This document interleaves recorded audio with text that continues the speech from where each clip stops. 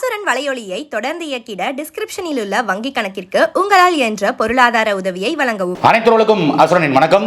டிவிகேங்கிற கட்சி பத்திரிகையாளர்களை எப்படி அணுகுது அப்படிங்கிறத நம்ம சொல்லி தெரிய வேண்டிய அவசியம் இல்லை. கட்சியினுடைய தலைவர்ல இருந்து தொண்டன் வரைக்கும் அந்த பத்திரிகையாளர்களை பார்த்துட்டால், செய்தியாளர்களை பார்த்துட்டா, அவங்க கேமராவையோ மைக்கையோ பார்த்துட்டா கடுப்பான காண்டாமிருகம் போல அவங்க நடந்துக்குவாங்க. கரூர்ல 41 பேர் இறந்து போயிட்டாங்க. திருச்சி விமான நிலையத்தில் பத்திரிகையாளர்களை பார்த்து பயந்து போய் தெரிச்சு ஓடியவர் தான் அந்த கட்சியினுடைய தலைவர். ஆனா இன்னைக்கு அவருடைய தொண்டர்கள் எப்படி இருக்கிறாங்கன்னா, ஒருபடி மேல போய் கட்சியினுடைய கூட்டங்கள் நடக்கும் பொழுது பத்திரிகையாளர்களுக்கு தனியாக ஒரு கூடாரம் போட்டு அவர்கள் ஏதோ வேற்று கிரகவாசிகள் போல, அவர்கள் ஏதோ அந்த காலத்துல சொல்லுவாங்கல்ல, தீண்டத்தகாதவர்கள், அவங்க பொது வீதியில் நடக்கக்கூடாது, பொது குளத்தில் தண்ணி எடுக்கக்கூடாது, அந்த மாதிரி அந்த பத்திரிகையாளர்கள்லாம் செய்தி சேகரிக்க கூடாது, உங்களுக்கு தனியாக ஒரு அறை போட்டுறோம், நீங்க அந்த இடத்துல நீங்க உட்காந்துக்கங்க அப்படின்னு கூட்டங்கள்ல கூட அவர்களை தனியாக ஒதுக்கி வைக்கிறது தான் டிவிகேனுடைய பழக்கமா இருக்கு. இப்ப அதையும் தாண்டி ஒருபடி மேல போய் டிவிகே கட்சியினுடைய எம்எல்ஏவாக இருக்கிறவங்க, ராணிப்பேட்டை மாவட்டத்தில் சோளிங்கர் சட்டமன்ற உறுப்பினராக இருக்கக்கூடிய கபில் என்கின்ற இந்த சட்டமன்ற உறுப்பினர் பத்திரிகையாளர்களை பார்த்து காண்டானதுனால அவரை தாக்கி இருக்கிறாங்க. பத்திரிகையாளர்கள் எப்படி நீங்க என்ன காணொலி எடுக்கலாம், எப்படி நீங்க என்கிட்ட பேட்டி கேட்கலாம் அப்படின்னு கடுப்பாய் அடிச்சிருக்காரு. அந்த காணொலி காட்சிகள் சமூக வலைதளங்களில் பரவ ஆரம்பிச்சதுல இருந்து அந்த பத்திரிகையாளர்களை தொடர்ச்சியாக மிரட்டி இருக்கிறாங்க.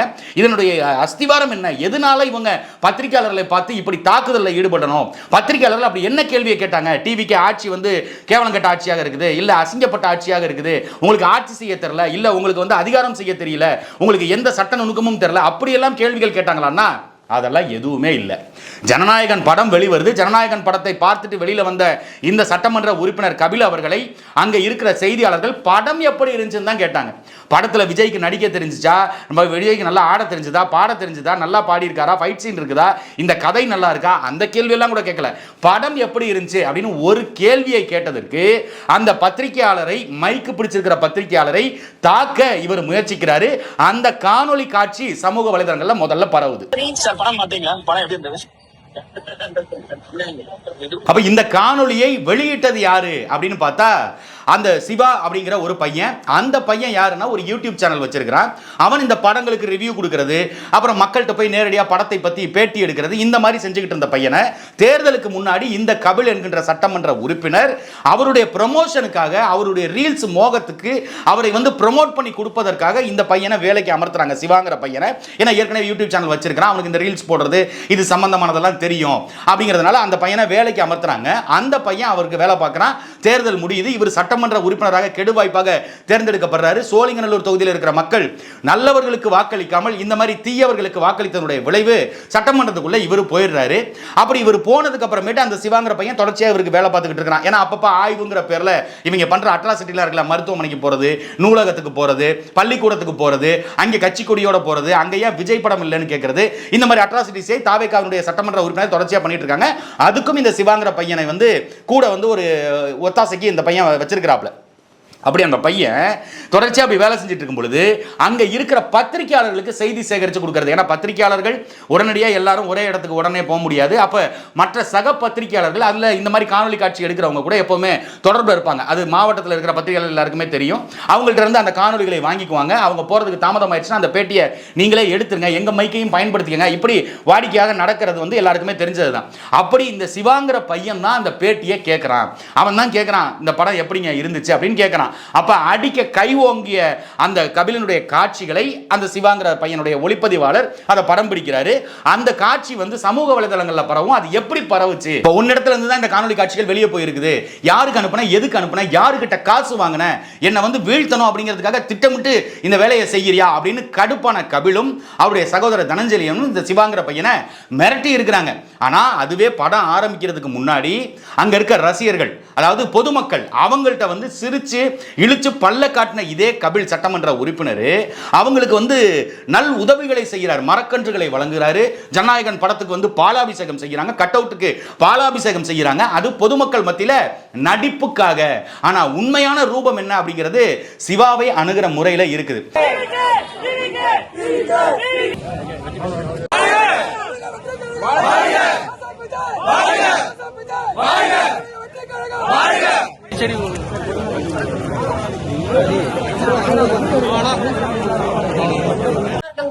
படம் பாத்தீங்களா? படம் எப்படி இருந்தது?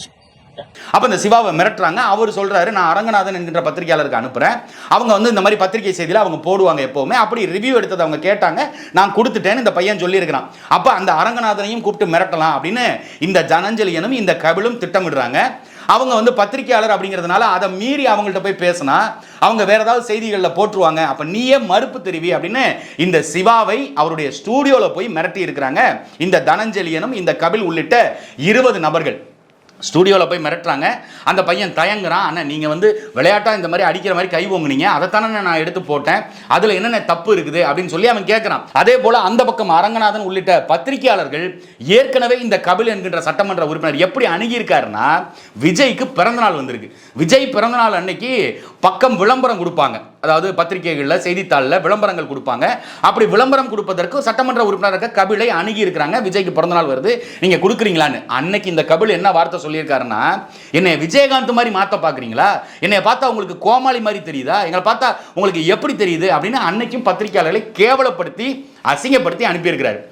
விளம்பரம் கொடுக்க விருப்பம் இருந்தால் கொடுக்குறேன்னு சொல்லுங்க, கொடுக்க விருப்பம் இல்லைன்னா கொடுக்க விருப்பம் இல்லைன்னு சொல்லணும். ஆனால் பத்திரிகையாளர்களை இவர்கள் அணுகுகின்ற முறை இருக்குல்ல, அந்த முறையே இப்படிப்பட்ட ஒரு கேடுகட்ட முறை தான்.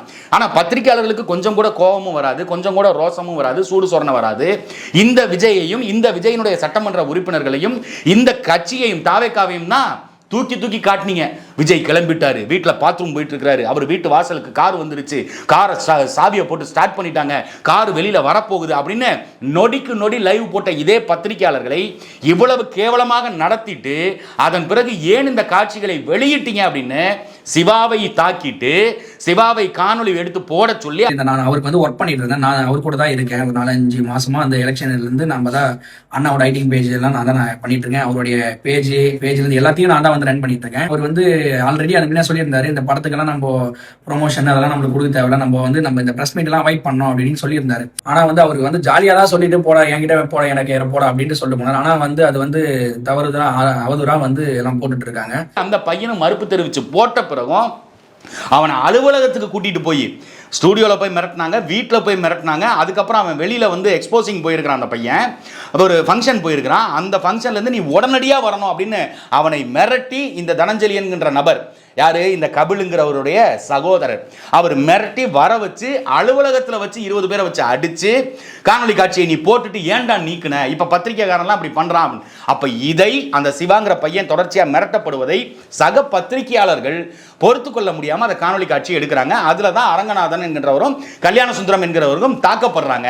எப்படி நீ இதை காணொலி காட்சி எடுக்கலாம், எப்படி நீ இதை வந்து டெலிகாஸ்ட் பண்ணலாம், எப்படி நீ இதெல்லாம் வந்து எங்களை வந்து மீறி நீ இப்படி எடுக்கலாம் அப்படின்னு சட்டமன்ற உறுப்பினர் அலுவலகத்துக்கு வெளியில, கபிலுடைய அலுவலகத்துக்கு வெளியில காணொலி காட்சி எடுத்துக்கிட்டு இருந்த பத்திரிகையாளர்களை அடிச்சு 20 பேர் கொண்ட கும்பல் தாக்கி இருக்கிறான். ஒரு சட்டமன்ற உறுப்பினரே இப்படி ரவுடி போல செயல்பட்டா அந்த மக்கள் யாருக்கிட்ட போய் சொல்லுவாங்க? இன்னைக்கு பத்திரிகையாளர்களை தாக்குறீங்க, பத்திரிகைகளுக்கு பின்னாடி பெரிய நிறுவனம் இருக்குது, அவங்க உங்களை வந்து விஜயகாந்த் போல போர்ட்ரேட் பண்ணிடுவாங்க அப்படின்னு நினைத்து அவர்களை மிரட்டிய இதே கபில் இப்ப தாக்கி இருக்கிறிய, உன்னை வந்து ப்ரொமோட் பண்ண மாட்டாங்களா, அப்படி உன்னை வந்து இப்படி அசிங்கப்படுத்த மாட்டாங்களா பத்திரிகையாளர்கள்? அப்ப பத்திரிகையாளர்கள் அப்படின்னா நம்ம அடிச்சாலும் வாங்கிக்குவாங்க. ஏன்னா விஜய் வந்து அந்த பின்பத்தை வைத்து முதலமைச்சர் நம்ம தான், ஆளுங்கட்சி நம்ம தான், பத்திரிகை செய்தி ஊடகத்தை நம்ம மிரட்டிடலாம், அச்சுறுத்திடலாம் அப்படின்னு நீங்களும் அதே வேலையை செய்யறீங்கன்னா அப்ப திமுகவுக்கும் உங்களுக்கு என்னடா வித்தியாசம்? 2 பேருக்கும் ஒரே நிலைப்பாடு தானே.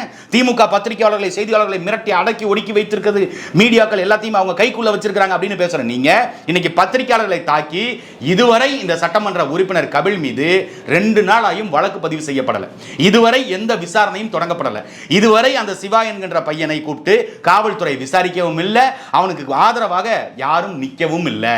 அப்போ ஒரு சாதாரண ஒரு எளிய குடும்பத்தில் பிறந்த அந்த பையனுக்கு இவ்வளவு அச்சுறுத்தலை, மிரட்டலை சட்டமன்ற உறுப்பினர் கொடுக்குறீங்க. அதுவும் உங்க கூட இருந்து உங்களுக்கு வேலை செஞ்சு நீங்க இன்னைக்கு சட்டமன்றத்தில் உள்ள போய் உட்கார்றதுக்கு காரணமா இருந்த அந்த பையனையே இந்த அளவுக்கு தாக்குறீங்க அப்படின்னா ரவுடிங்கிற மமதையா? நாங்க வந்து ரவுடி குடும்பம் அப்படிங்கிறதுனால வர்ற ஆணவத்திறனா இல்ல? இதை எப்படி எடுத்துக்குவீங்க? நீங்க பேக்ரவுண்டை விசாரிச்சு பார்த்தா இந்த கபில் என்கின்ற சட்டமன்ற உறுப்பினர் தப்பி தவறி டாக்டர் ஆயிட்டார். எங்க படிச்சிருக்காரு தெரியுமில்ல? ஜெகத்ரட்சகனுடைய கல்லூரியில, ஜெகத்ரட்சகன் நடத்தக்கூடிய மருத்துவக் கல்லூரியில படிச்சு டாக்டர் ஆனதும் கெடு வாய்ப்பு தான். ஏன்னா ஒரு பத்திரிகையாளரை வந்து செய்தி எடுத்தாங்க, செய்தி சேகரிச்சாங்க அப்படிங்கிறதுக்காக 20 அடியாட்களை கொண்டு, கூட பிறந்த சகோதரனை அடியாள் போல வைத்துக்கொண்டு இப்படி அடிச்சு தாக்கி நீங்க பண்றீங்க அப்படின்னா நீங்க உண்மையிலுமே மருத்துவராகத்தான் இருந்திருப்பீங்களா? மருத்துவர் ஆனதே தப்பு. அதுல சட்டமன்ற உறுப்பினராக வேற சோளிங்கர் தொகுதியினுடைய மக்கள் இவரை தேர்ந்தெடுத்து வச்சுட்டீங்க. இப்ப நாளைக்கு நாட்டு மக்கள், அந்த சோளிங்கர் தொகுதியில் இருக்கிற மக்கள் போய் எனக்கு தண்ணி வரலங்க, எங்களுக்கு பள்ளிக்கூடம் இல்லைங்க, எங்களுக்கு மருத்துவமனை இல்லைங்க, ஆரம்ப சுகாதார நிலையங்கள் இல்லைங்க, எங்களுக்கு இந்த மாதிரி ரோடு வசதி சரியா இல்லைங்க அப்படின்னு ஏதாவது கேள்வி கேட்க போனா வடிவேலு சொல்லுவார்ல, நல்ல வாயிலே வச்சு நங்கு நங்குன்னு மிதிப்பியே என் தெய்வமே, அப்படிதான் நீங்க கெஞ்சணும். அவர்கிட்ட போய் ஐயா தெய்வமே எனக்கு இதை செஞ்சு கொடுங்கன்னு கேட்கணும். என்னங்க சட்டமன்ற உறுப்பினர், நீங்க வந்து இந்த மாதிரிலாம் செய்ய மாட்டேங்கிறீங்க, எங்களுக்கு இதெல்லாம் செஞ்சு கொடுக்க மாட்டீங்களா அப்படின்னு எழுத்து கேள்வி கேட்டுட்டீங்க. ஆபீஸ் ரூம் தான். இவர் அப்படியே சிவாஜி படத்தில் வர்ற ரஜினிகாந்த் எதா இருந்தாலும் ஆபீஸ் ரூம்ல தான் போய் பேசுவாரு. அப்படி யாராக இருந்தாலும் ஆபீஸ் ரூமுக்கு கொண்டு போய் தான் நாங்க ட்ரீட்மெண்ட் கொடுப்போம். எதிர்த்து கேள்வி கேட்கிற பத்திரிகையாளர்களை நீங்கள் அடிக்கிறீங்க, நாளைக்கு நாட்டு மக்களை தாக்க மாட்டீங்களா? நீங்க அவ்வளவு நல்லவர்களா? இப்ப தாவேகா கட்சி ஆட்சியில் இருக்கிறீங்க, அதிகாரம் உங்க கையில இருக்குது. சட்டமன்ற உறுப்பினர் யாரு தவறு செய்தாலும், எந்த நபர் தவறு செய்தாலும் தாவேகாங்கிற கட்சி பொறுத்து கொண்டு இருக்காது. எல்லோர் மீதும் நடவடிக்கை எடுப்போம். எங்க எடுங்களேன் பார்ப்போம். நீங்க உண்மையை பேசக்கூடியவர்கள், உண்மையிலுமே நீங்கள் சத்தியவான்கள், நீங்கள் உண்மையிலுமே நியாயவான்கள், ஜனநாயகத்திற்கு குரல் கொடுக்கக்கூடியவர்கள். ஜனநாயகன் படம் பார்த்துட்டு வெளியில வந்து கேள்வி கேட்ட பத்திரிகையாளரை தாக்கிய இந்த சட்டமன்ற உறுப்பினர் கபில் மீது என்ன நடவடிக்கை எடுக்க போறீங்க, என்னத்தை நீங்க கிழிச்சு கம்பு நட போறீங்க நாங்களும் பார்க்கத்தான் போறோம். நீங்க இது அப்படியே பூசணிக்காய் போல சோத்துல பூசணிக்காய் மறைப்பாங்கல்ல, அந்த மாதிரி இந்த விஷயத்தை மூடி மறைத்து முழு தவறையும் சிவா என்கின்ற அந்த பையன் மீது போட்டுட்டு இந்த கபில்ங்கிற சட்டமன்ற உறுப்பினர் தப்பித்து கொள்வார். தாவேகாங்கிற கட்சி அவதூறுக்கு பிறந்த கட்சி, அது அவதூறாலே கட்டமைக்கப்பட்ட கட்சி. அடுத்தவனை காரணம் சொல்லி, அடுத்தவனை குறை சொல்லி அவன் தப்பிச்சுக்குவான். அப்படித்தான் இவன் செய்ய போறான். அது எங்களுக்கு நல்லா தெரியுது. ஆனா பத்திரிகைக்காரங்க கொஞ்சமாவது மாண்போட நடந்துக்கங்க, கொஞ்சமாவது சுயமரியாதை. சோறு திங்கிறோம்ல, சோத்துல உப்பு போட்டு திங்கிறோம்ல, அந்த கோபம், அந்த ரோசம் இருக்கணும்ல. எதுவுமே இல்லாம மானங்கெட்டு போய் மறுபடியும் இந்த தாவேகாங்கிற கட்சிக்கு ஆதரவு தெரிவிச்சுக்கிட்டு அந்த ஆட்சியை வந்து தூக்கி பிடிக்கிறதுக்கு இந்த பத்திரிகையாளர்களும் ஊடகத்துறையும் தான், நீங்க தான் காரணம். நீங்கள் ஜனநாயகத்துடைய 4ஆம் தூண். முதல்ல அதை மண்டையில ஏத்திக்கங்க. நம்ம ஏதோ பிச்சைக்காரன் போல அவன் கொடுக்குற அந்த 500-1000 ரூபாய் காசுக்காக பத்திரிகையாளர்கள் இவ்வளவு மானங்கெட்டு போய் செய்தி சேகரிக்க போற இடத்துல இப்படி அடி வாங்கி பொழைக்கிறதுக்கு தான் உங்க அப்பா அத்தா பெத்து விட்டு பத்திரிகை துறையில போய் இருந்தாங்களா?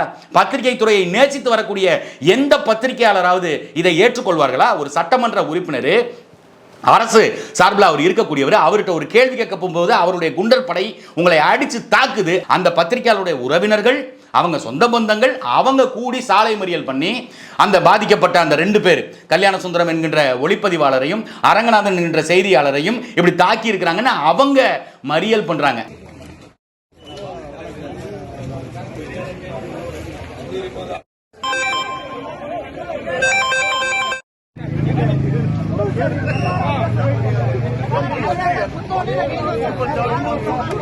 ஆனா பத்திரிகை துறை பொத்தனாப்புல இருக்கீங்களா? அப்படி எதிர்த்து பேசிட்டா படி இழக்கிற எசமா படி இழக்காம விட்டுருவாரா?